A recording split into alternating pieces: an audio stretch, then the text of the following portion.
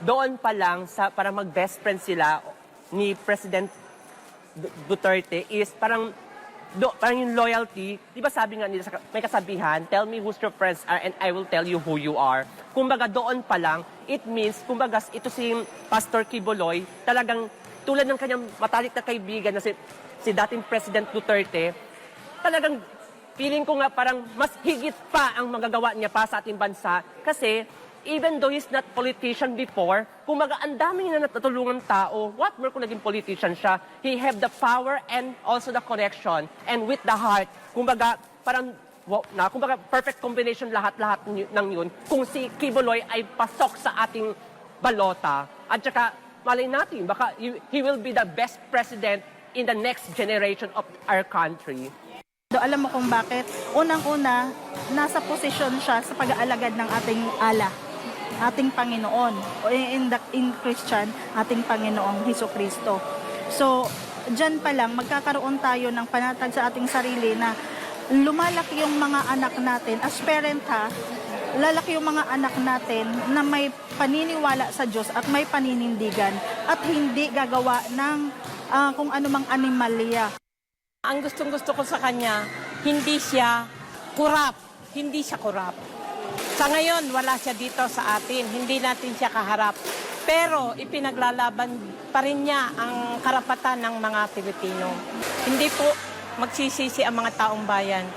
Sa kabila ng mga paninira at batikos, lalo lamang tumitibay ang paninindigan ng mga taga-suporta ni Pastor Apollo Quiboloy. Tiwala sila na ang kanyang mga advokasya ay nananatiling makadiyos, makatao at makabayan. Binigyang diin din ng mga kalahok sa rally ang kahalagahan ng pagkapanalo ng lahat ng senatorial bills na inendorso ni dating Pangulong Rodrigo Duterte sa ilalim ng PDP Laban.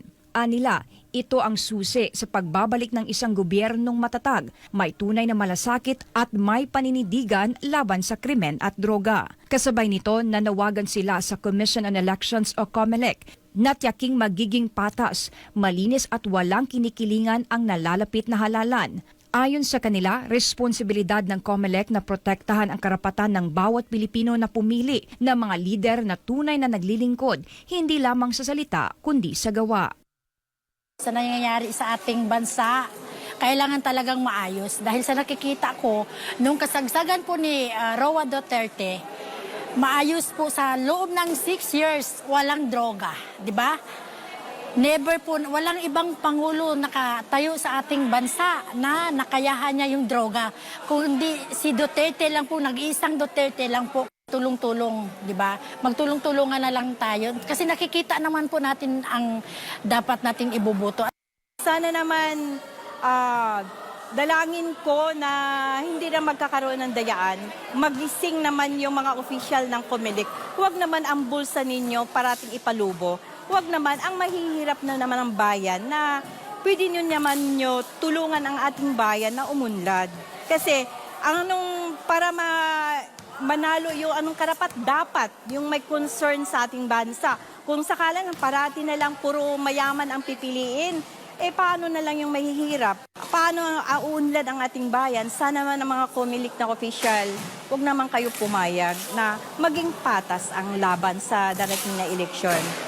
Sana naman na kung gusto nyong kapayapaan talaga sa bansa, huwag naman ipairal yung pera lang ang labanan. Sana man, kung mahal ninyo ang bayan, sana man maging tapat kayo sa inyong trabaho. Hindi porke nasusulan kayo ng millions ng mga kandidato, go na lang kayo. Isipin na naman ninyo ang ating bansa. Sa nalalapit na halalan, muling nakasalalay sa kamay ng bawat Pilipino ang kapangyarihang pumili ng mga lider na may kakayahan, malasakit at tunay na hangaring paglingkuran ang bayan. Sa gitna ng mga hamon at isyong kinakaharap ng bansa, mahalaga ang isang matalinong desisyon, batay sa katotohanan, track record at konkretong nagawa at hindi sa paninira o panlilin lang. Ang bawat boto ay may kakambal na pananagutan, hindi lamang para sa kasalukuyan, kundi para rin sa kinabukasan ng susunod na henerasyon. Para sa Diyos at Pilipinas kumahal, Carla Abellana, SMNI News.